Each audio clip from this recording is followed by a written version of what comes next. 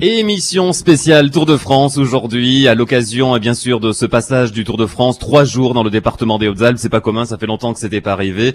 3 jours d'écriture de la légende du Tour qui se continue avec notre département. Nous allons en parler dans toutes ses dimensions. Nous allons reparler de la course, de l'étape d'hier au Mont Ventoux. Nous allons nous reposer la question de savoir si le Tour est déjà joué ou pas avec nos consultants qui sont ici présents. Nous avons Michel Rodriguez qui suit avec nous le Tour de France depuis le premier jour, depuis le départ de Porto Vecchio. Nous avons également Willy Wood qui nous donnera son regard décalé sur le Tour. Nous parlerons de l'autre dimension de ce Tour de France avec divers directs et puis notre invité aujourd'hui, la présidente de l'Office du tourisme de Chorges, cette petite ville qui va donc accueillir le Tour de France pendant toute la journée. En plus, c'est bien un contre-la-montre du matin au soir de la journée de mercredi. Et puis nous allons passer en revue chaque étape avec le regard de beaucoup de personnalités, de Bernard Hinault à Gérard Rolls, en passant par Eddy Merckx, etc. Nous reviendrons également sur quelques grandes heures du Tour. Mais nous avons d'abord quelqu'un qui nous fait le plaisir d'être en direct avec nous, de prendre un petit moment dans une journée de repos où je l'imagine les interventions au micro doivent un peu lui coûter, donc on apprécie d'autant plus qu'il ait pris un petit moment avec nous. C'est Jean-Paul Olivier, chroniqueur bien connu et journaliste de France Télévisions. Bonjour. Bonjour. Bonjour, merci d'être avec nous. Alors on a un peu des scrupules à vous avoir dérangé dans ce beau cadre de l'hôtel Le Pavillon à Gap en cette mi-journée. Les gens ne le savent pas, mais en fait vous qui commentez l'arrivée et qui faites tous les commentaires sur l'histoire du Tour et tous les paysages de ce Tour de la France, puisque c'est aussi, comme le dit Jean-Maurice Hogg, un petit peu l'un des intérêts du Tour de France. Vous arrivez vous la veille, hein, c'est ça, des arrivées sur place. Vous installez dès le soir de l'arrivée, vous partez à l'étape suivante, c'est ça? Oui, parce que il est évident qu'aujourd'hui, le Tour a pris tellement d'importance sur le plan des médias, sur le plan de la télévision, que nous ne pouvons pas être au départ et nous retrouver aussitôt après à l'arrivée. Donc, systématiquement, lorsqu'une étape est terminée, lorsque nous avons fini de commenter, nous nous dirigeons systématiquement vers l'étape suivante. Nous nous installons donc le matin, nous sommes là, nous sommes prêts à intervenir, nous faisons quelques essais, nous travaillons un petit peu ce qu'il y a à travailler et bien entendu l'antenne est relativement tôt puisque c'est avant 14 heures que l'on prend l'antenne, donc on ne peut pas être au départ et à l'arrivée en même temps.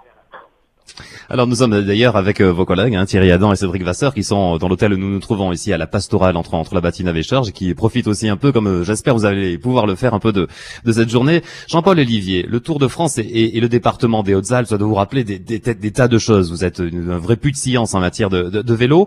Mais quel temps fort vous reviennent un petit peu plus à l'esprit peut-être? Est-ce que je peux imaginer que cette fameuse étape de 1972 à Orsières-Merlette fait partie des temps forts du Tour et de ce département? Ah ben c'est évident. C'est la première fois où on fait vaciller Eddy Merckx sur son socle.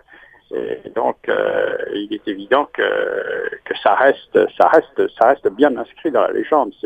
Eddy Merckx perd le Tour de France normalement dans cette étape puisque c'est Luis Ocaña qui l'emporte, mais Luis Ocaña sera dans les Pyrénées victime un petit peu des noces sombres du Tour, si j'ose dire, puisque au cours d'un orage, il s'est abîmé dans un virage et il a donc perdu toute chance de remporter le Tour puisqu'il a été conduit à l'hôpital de Saint-Gaudens aussitôt. Et Eddy Merckx, bien sûr, a repris le sceptre tombé à terre, il a remporté le Tour de France. Mais ça reste vraiment un temps très fort. Je voulais vérifier justement la véracité d'une information qui se dit beaucoup dans notre région. Est-ce qu'il est vrai que le lendemain de sa mauvaise journée, j'allais dire, à Orsières-Merlette, puisqu'il est battu par Ocaña, Eddy Merckx part dès le départ, dès la descente quasiment à fond, et que l'arrivée se fait 2 heures avant à Marseille. Est-ce que c'est aussi vrai que ce qui se raconte? Oui, 2 heures avant, c'est un peu exagéré. D'accord. C'est un peu exagéré, mais c'est effectivement vrai. Il y a eu un jour de repos donc après cette étape, et au départ d'Orsières-Merlette sur Marseille, Luis Ocaña tout de suite avait décidé d'attaquer et il était parti, comme on dirait, au coup de pistolet. Et là, alors il a emmené quelques hommes avec lui, dont Guimard, Le Thor, Armani, etc. Et donc ils ont effectué une descente absolument à tombeau ouvert, mais vraiment à tombeau ouvert. Et naturellement, ils sont arrivés avec beaucoup d'avance à Marseille. C'est Armani qui a gagné l'étape. Et pour un gars assez mince dans le fond, puisque je crois qu'il a pris moins de 2 minutes, je crois, à Eddy Merckx au Kenya. Enfin, c'était quand même l'exploit, quoi. Puis ça relance toujours le Tour de France. Ocaña ne voulait pas, ne voulait l'emporter, ne voulait pas laisser Eddy Merckx revenir, donc un petit peu à portée de fusil. Il le regardait souvent de temps en temps dans les yeux, il disait toi le cannibale, je vais gagner, etc. Mais ça faisait des papiers pour les journalistes, c'est intéressant. Alors le département des Hautes-Alpes, c'est les grands noms, c'est le col du Galibier où le Tour est arrivé encore il y a 2 ans, c'est le col de l'Izoard, et plein d'autres sites. L'année prochaine, ce sera Risoul d'ailleurs qui accueillera pour la première fois le Tour de France aussi. Il y a des nouveaux noms qui rentrent dans cette grande boucle. On peut dire est-ce que l'année prochaine déjà. Vous connaissez le parcours l'année prochaine déjà? Ça c'est un peu dit localement, cher Jean-Paul. Ça c'est un peu dit localement que Risoul aurait le Tour l'année prochaine. Ce qui est sûr en tout cas, c'est qu'on n'en aura pas la confirmation officielle avant le rendez-vous du Palais des Congrès au mois d'octobre. Blague à part, est-ce que nous on se le dit ici localement parce que évidemment ça nous fait plaisir, puis c'est une terre de vélo qui accueille énormément de cyclotouristes. C'est impressionnant d'ailleurs le nombre de cyclistes qu'on a pu voir sur les routes ces derniers temps. Mais est-ce qu'effectivement, comme on le dit nous-mêmes ici, Jean-Paul Olivier, les Hautes-Alpes c'est un haut lieu du Tour? Oui, bien sûr, c'est un haut lieu du Tour. Vous savez, on est ici donc dans les Alpes et les grands cols que vous venez de citer il y a quelques instants font partie de cette majesté du Tour de France, font partie de son côté sélectif. On est très admiratif quand on regarde le Galibier, quand on voit ce qui s'est passé et ce qui se passera encore. Notamment, je parle du Galibier, mais l'Izoard aussi, on l'a emprunté un petit peu moins souvent, mais c'est quelque chose d'absolument remarquable, l'Izoard. Vous savez, c'est un petit peu, je dirais, l'orfèvrerie du Tour de France, ces cols. Et puis bon, Gap a toujours constitué des départs un peu moins d'arrivées, si j'ose dire, prestigieuses, c'est-à-dire marquantes. Bon, je pense que le Tour ne s'est jamais joué à Gap, mais Gap a été, si j'ose dire, la ville inspiratrice des grands moments du Tour. Oui, s'agissant de la ville de Gap, il y a eu un véritable temps fort. Pour autant, juste avant l'arrivée, c'était en 2003. Vous en souvenez aussi, comme tous les commentateurs, c'est ce fameux passage à traversant de Lance Armstrong. Ça, c'est la présentation positive. La version plutôt négative, eh bien, c'était la chute de Bellocchi qui a arrêté sa carrière ce jour-là. Écoutez, Gérard Rolls, votre collègue de France Télévisions, nous racontait comment il avait vécu cette journée. Gérard Rolls. Ah oui, on l'a vécu en direct, à la fois à l'antenne, et puis moi j'étais derrière eux, j'étais derrière le peloton au moment où ça s'est passé en 2003. On était à quelques kilomètres donc de Gap. Il faisait très très chaud ce jour-là. Le goudron avait fondu. Ça se passe le lundi 14 juillet exactement, entre Bourdoisan et Gap. Et au moment où Joseba Bellocchi de la Once avec ce maillot rose là, perd le contrôle de son vélo, il tombe très très fort, il va se blesser grave d'ailleurs. On voit Armstrong qui lui, avec tous ses passés de VTT, est capable de traverser le champ sans tomber, en se mettant. Et ça Jean-Paul Olivier, c'était quelque chose. Ça fait partie des images qui sont dans la légende du Tour. Oui, en fait, Bellocchi donc s'élance dans la descente et il déjante. Son boyau déjante. Ah donc, oui, d'accord. C'est ce qui a provoqué sa chute. Il n'est pas tombé comme ça tout seul. Je veux dire, il y a une raison à cela. Il a déjanté et donc il est parti complètement en travers. Surtout qu'il allait très vite à ce moment-là, c'était la descente. Et donc il est tombé. Et donc il n'a jamais. Ça n'a pas mis fin à sa carrière. Il est revenu par la suite. Ça n'a jamais été le grand espoir que l'on escomptait, qui promettait, mais il est quand même revenu aussitôt après. Voilà. Une question pour terminer, Jean-Paul Olivier, vous libérez, vous laissez profiter des joies de la capitale douce. Alors c'est le surnom de la ville de Gap, vous le connaissez probablement. C'est sur l'autre dimension de votre travail, ce travail de description de la France. Je disais que tout à l'heure que Jean-Maurice Hogg, qu'on entendra dans un petit moment, le réalisateur du Tour, dit qu'il y a deux choses. Il y a le Tour de France et puis il y a également le Tour de la France qui a presque autant, sinon plus d'importance. Oui, parce que le Tour de France a pris une telle dimension que maintenant on peut montrer tous les sites traversés par le Tour de France, et c'est un apport fantastique.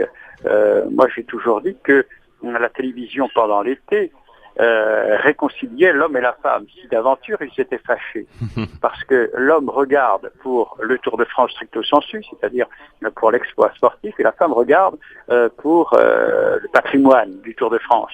Alors on les réunit, on les réconcilie. Si d'aventure, comme je l'ai dit, ils sont fâchés, ils étaient fâchés. Donc c'est quelque chose d'assez fantastique, parce que apporter un tel bonheur, vous savez, on apporte aux gens exactement ce qu'ils souhaitent. Vous voyez, donc c'est fantastique, parce que bon, Gap, demain déjà dans l'étape, vous avez beaucoup de choses à voir. Hein. Vous avez même avant d'arriver, vous avez le château de Montmort. On sera à Gap, la cathédrale Notre-Dame et Saint-Arnoux. On va repasser à La Rochette, donc ça va nous apporter encore beaucoup de choses, beaucoup d'éléments à commenter. Vous aurez l'observatoire du plateau de Bure, le pic de Bure, le pic de Glaise. Enfin, il y a beaucoup de choses à montrer à Gap. Vous savez, j'ai une anecdote toute trouvée, parce qu'à Gap, je suis venu déjà faire 2 ou 3 conférences. Et j'ai une anecdote de M. Raymond, qui était maire de Gap à un certain moment, et M. Raymond, qui a été également député européen. Oui. Il disait que lorsqu'il est arrivé à Bruxelles, la première fois qu'il arrive à Bruxelles, on lui demande, il y a 2 députés qui l'accueillent, lui est tout à fait novice, et c'est un député italien et un député belge. Et les 2 hommes politiques disent, mais monsieur, d'où venez-vous? Alors, monsieur Raymond a peur de dire qu'il vient de Gap, parce qu'il dit que personne ne connaît Gap. Et il dit, je viens d'une localité du département des Hautes-Alpes. Ah oui, mais quelle est cette localité? Ah ça s'appelle Gap. Mais les 2 députés étrangers disent, mais comment Gap? Mais le Tour de France. Vous voyez, comment oui, bien sûr. La célébrité intervient dans une ville. Ultime question, on vous libère, promis, pour que vous passiez un bon moment dans cette journée de repos. Jean-Paul Olivier, vous avez signé pour combien? Signé moralement, peut-être pour encore combien de tours? J'espère que vous allez nous répondre longtemps. Oui, je ne sais pas. Vous savez, je suis atteint donc administrativement par la limite d'âge qui est 70 ans l'année prochaine, puisque je suis né en 44.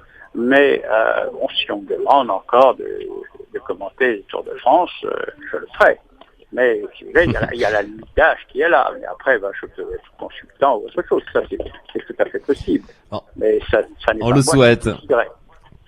Voilà. On le souhaite. Et merci de votre disponibilité. Vraiment, vous êtes adorable. Merci. Profitez bien de cette journée de repos. Il fait un grand soleil aujourd'hui. Mi-journée, Michel Rodriguez, on entend Christophe Adam nous dire que la double ascension de l'Alpe d'Huez peut se faire sous l'orage. Ça peut changer pas mal la donne, hein?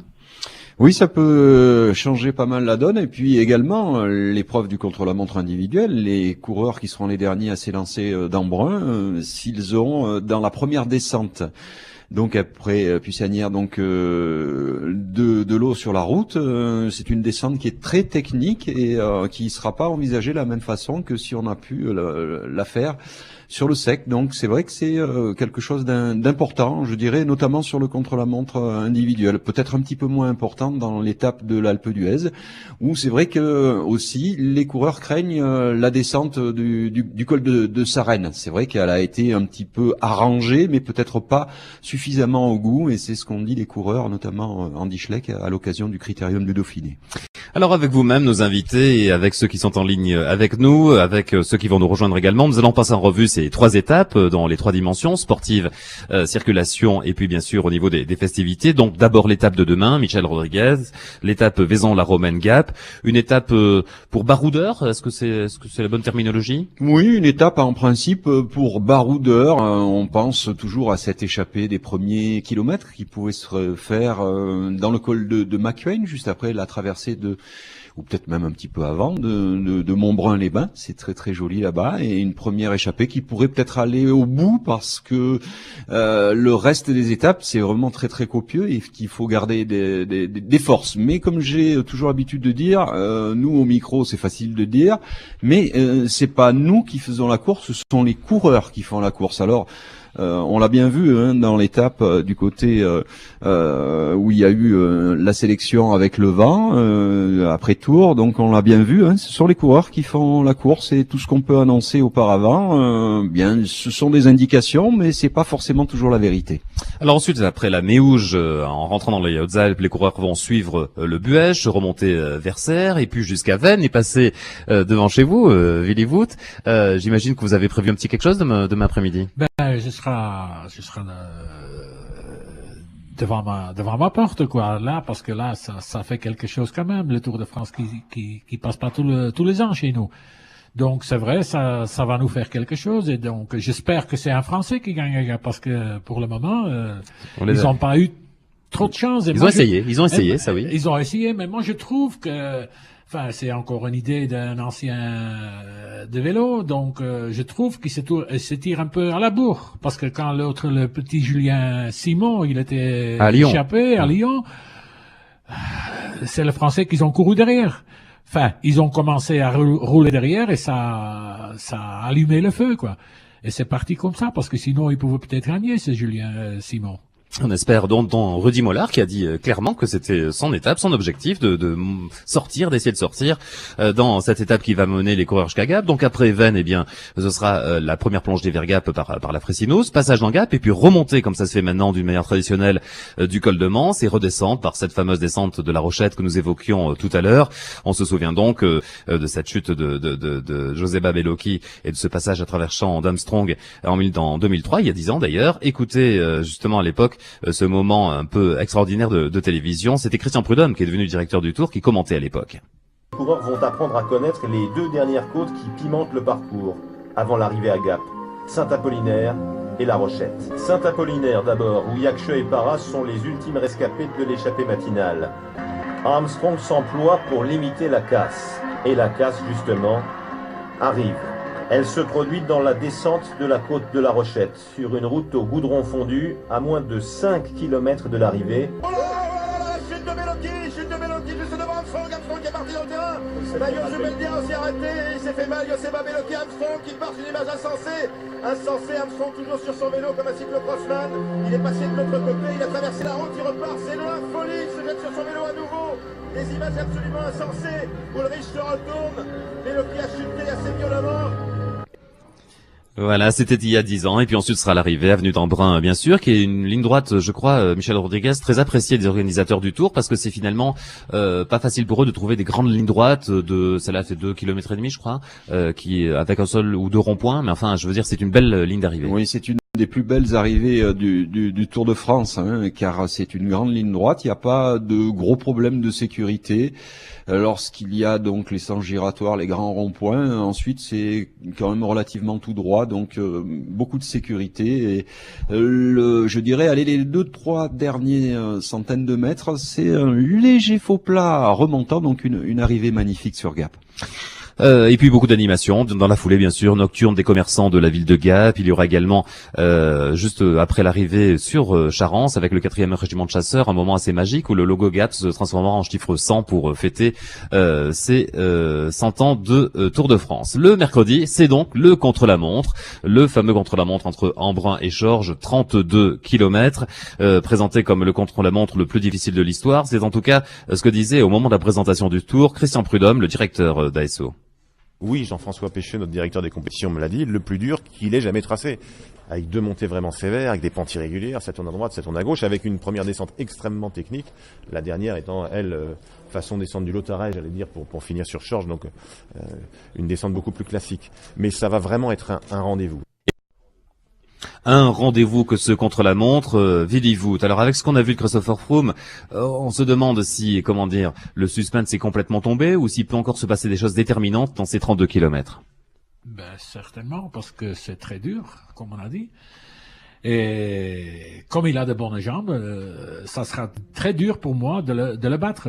Au moins que Contador, il s'est refait en santé après le jour de repos, là. Mais pour moi, le vainqueur, c'est Froome, quoi. Donc, Froome, Cadel Evans peut-être, mais il n'était pas trop bien avant-hier non plus. Donc, je ne sais pas. Pour moi, c'est Froome, hein, voilà. Michel Rodriguez, votre regard sur le contre-la-montre? Oui, moi je suis d'accord avec Willy, hein. C'est vrai qu'il l'a démontré encore hier. C'est intrinsèquement le plus fort. Il a des qualités. Bon, ça sera pas vraiment un contre-la-montre sur le plat, hein. C'est vraiment des ascensions. Et je pense pas que les descentes le gênent. La seule chose qui puisse le gêner, donc, c'est effectivement s'il y a une averse sur la fin de soirée, c'est cette première descente, donc en direction du pont de Savines, qui, si elle est mouillée, il faudra que tout le monde soit vigilant. Sinon, c'est vrai, je vois pas vraiment qui peut le battre sur ce genre d'effort. Peut-être un Nairo Quintana, mais je sais pas s'il y aura suffisamment de pourcentage pour que le Colombien puisse s'exprimer. Alors, il y aura beaucoup d'animations tout au long de la journée de ce contre-la-montre. C'est intéressant d'avoir un contre-la-montre parce qu'évidemment, le Tour ne fait pas qu'arriver et ça dure toute la journée. Puissanière, Embrun, ont lancé pas mal d'initiatives, et puis Chorges, bien sûr, avec on va revenir avec la présidente de l'Office du tourisme de Chorges, qui est en notre compagnie, Lilia Moussico, sur le programme, avec des festivités dès le mardi soir, et entre autres toutes les associations qui se sont réunies, je crois, pour faire une belle fête sur la place du Fort. Tout à fait. Donc on va parler du mardi. Donc à partir de 18h30, il y aura un accueil porte Rêveline pour se plonger dans l'univers de Victor Hugo au cœur d'une ambiance médiévale d'après l'œuvre de Luc Plamondon et Richard Cochiante. Pour les horaires, donc 18h30, 21h30, apéritif et repas sur la place du Fort. 19h30, 20h, prestation des Enchanteuses, c'est un groupe local. 20h30, 21h, initiation à la country par Jolly Jumper. 21h30, 21h30, démonstration de country aussi, également par le même groupe. 21h45, 22h45, donc ce sera la première partie de Notre-Dame de Paris. Cette réalisation est faite par le pôle ado de l'Éterlou. Donc cette première partie, en fait, puisqu'elle doit démarrer au moment où la nuit tombe. Et puis à l'entracte, donc 22h45, 23h15. Peut-être une surprise, mais on peut pas encore la dévoiler. Et puis parallèlement, alors pour le mercredi maintenant, ces tableaux vivants, 600 personnes, disiez-vous, qui vont se réunir à côté du contre-la-montre dans les champs pour ces tableaux, c'est ça? Contre-la-montre dans les champs, c'est ça. Donc il y aura donc des adultes et des enfants de plus de 6 ans, qui seront appelés à rejoindre le parc du docteur Gibault, près de la crèche. Pour partager une randonnée de 3 km, elle va commencer par un pique-nique. Et puis le but sera de réaliser 4 tableaux géants de 450 mètres carrés dans les champs limitrophes.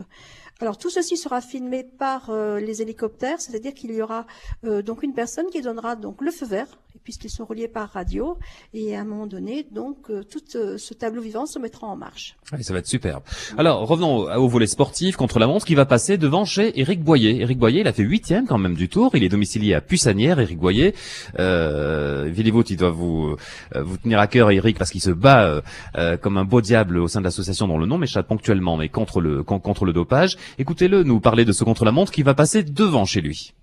C'est un contre-la-montre qui va probablement rester dans l'histoire du cyclisme et du Tour de France. Oui, ça va être chaud parce qu'en général, après une côte, quand il y a une descente, la descente, on en profite pour récupérer un petit peu avant d'attaquer la deuxième côte. Mais là, aucune possibilité de récupérer dans cette descente. Elle est très technique, il va falloir aller vite, il va falloir rester concentré. Donc quand les coureurs arriveront en bas de la côte de Saint-Apollinaire, ils seront déjà très épuisés, je dirais. Ils seront déjà vraiment dans une situation de stress intense. Donc ils devront escalader la côte de Saint-Apollinaire avec déjà de l'énergie dépensée énormément pour cette première partie. Voilà, il arrivait sur Chorges, non sans être passé devant le domicile de Dominique Mollard et de son épouse, c'est-à-dire les parents du haut alpin d'adoption, mais de ce Tour de France, Rudy Mollard, qui a donc bien marché hier, 33e dans le Ventoux. Écoutez le papa nous dire que ce chrono est assez adapté à ce qu'aime faire Rudy. Écoutez. Il est même très adapté, mais puis avec la motivation surtout. Mais il va passer à combien de la maison familiale là? 1 kilomètre. 1 kilomètre, ouais, de Prunières. Mais je pense que c'est surtout l'état de fatigue qui fera la différence. Et puis je vous disais aussi les horaires de départ en fonction du vent. C'est très important puisque le vent revenant en général à cette heure-là de Gap, ils l'auront finalement du début à la fin de face. Voilà, Dominique Mollard, Michel Rodriguez, on se prend à souhaiter entre Gap et ce contre-la-montre de le voir dans les meilleurs Français finalement. Oui, je crois qu'il a une bonne chance. C'est tout à fait ce qui lui correspond. Et puis, je crois qu'il va être un petit peu, je dirais, il va avoir des forces un petit peu supplémentaires chez lui. Et puis, apparemment, il arrive en bonne forme avec sa belle 33e place hier obtenue dans le Ventoux à seulement 8 minutes et 33 secondes de Chris Froome. C'est une sacrée performance qu'il a réalisée. Je crois qu'il va essayer d'en faire une aussi belle, voire peut-être mieux, donc à l'occasion du contre-la-montre. Et on espère demain qu'il sera dans l'échappée primitive et qu'il nous fera encore vibrer dans l'ascension du col de Manse. Pourquoi pas? Faut rêver. Alors la descente de ce contre-la-montre devant Prunières, la descente dite de Saint-Apo, et l'arrivée à Chorges. Donc encore une fois, on le ressouligne, étonnant de voir cette ville. Ça s'était pas fait, nous disait Christian Prudhomme, depuis Josier, en 2008, si j'ai bonne mémoire. Une arrivée d'étape dans une aussi petite ville. Les départs, il y en a beaucoup, mais des arrivées, c'est très rare. Écoutez justement le directeur du Tour, Christian Prudhomme, sur ce point. Le Tour de France, ce sont des très grandes villes. C'est l'arrivée à Paris, c'est un départ de Strasbourg, de Londres, de Rotterdam. Ce sont des villes moyennes et ce sont des petites communes.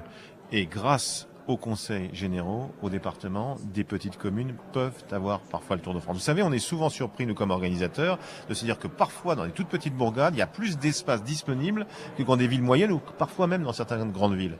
On a fait des départs d'étape à Aiguerande, dans l'Indre, qui est une toute petite commune. On a fait un départ d'étape en Ariège, à l'Ezade-sur-Lèze. Le maire de l'Ezade-sur-Lèze pleurait quand il a eu son étape. On était à Plancher-les-Mines, au pied de la planche des Belleville, l'an dernier, en Haute-Saône. Le maire pleurait. Alors je demande pas au maire de Chorges, à Christian Durand, de pleurer, mais en tout cas, je lui demande de remercier Jean-Yves Dussel, le conseil général, qui permet justement, avec une épreuve comme le Tour, au Tour d'aller partout. Le Tour de France, il appartient à ceux qui l'aiment. Le Tour de France, il n'est pas réservé à telle ou telle catégorie. Le Tour de France, c'est 3500 km de sourire pendant 3 semaines. Un corridor de sourire de part et d'autre de la route pendant 3 semaines. C'est le Tour de France, il repose sur 3 piliers. L'aspect sportif, évidemment, l'aspect esthétique et touristique est essentiel, et l'aspect social. Nous faisons assez régulièrement, une fois par Tour de France, un départ dans une petite commune, mais une arrivée, et qui plus est l'arrivée d'une étape qui sera peut-être déterminante dans une petite commune, c'est rarissime. J'avais le souvenir de Josier, qui est pas très loin d'ailleurs, en Vallée du Bail. Josier 2008, en effet. Ah non, il n'y a rien de farfelu, c'est une représentation. Voilà, Christian Prudhomme, à qui nous étions il y a quelque temps, et à qui Serge Garnier, le grimpeur de la région, a lancé l'idée de faire une arrivée en haut du Mont Colombis, ce qui serait une bonne idée, Michel Rodriguez, non? Oui, c'est vrai que je l'ai rappelé hier à l'occasion de la grimpée de la Fontaine de l'Ours, que Serge Garnier avait eu l'opportunité de parler à Christian Prudhomme de cette montée d'une arrivée du Tour sur le Mont Colombis. Et bon, je pense que c'est pas tombé dans l'oreille d'un sourd. Après, bien évidemment, quand même, le Tour de France, c'est quand même quelque chose de commercial et il faudra peut-être d'autres choses, mais sait-on jamais, pourquoi pas. En tout cas, c'est une très très belle ascension et très très difficile. En tout cas, beaucoup d'animations également en marge de ce contre-la-montre. La présidente de l'Office du tourisme de Chorges nous le disait pour Chorges, ça va durer jusqu'à toute la journée, jusqu'à tard le soir. Ce sera le cas également à Savines le soir. Il y aura Gérard Rolls qui se produira au théâtre La Passerelle de Gap dans le mariage forcé de Molière. Et puis il y aura tout au long de la journée également des radeaux qui, avec les agriculteurs, vont fêter les 100 ans du Tour de France. Ils vont sillonner le lac de Serpenson avec au-dessus des moutons et plein de choses. Écoutez le président des Radeliers de la Durance qui coordonne cette opération.